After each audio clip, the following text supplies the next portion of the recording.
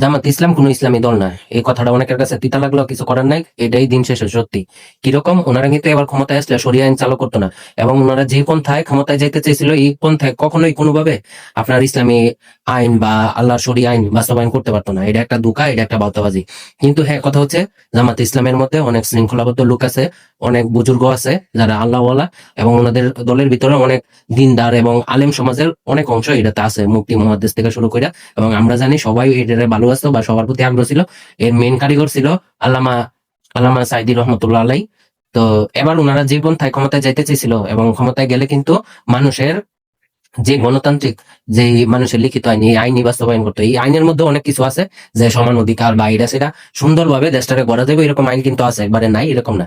কিন্তু মুসলমানের এই আইনে চলতো না, যে রব সৃষ্টি করছে রবের আইনই চলবো।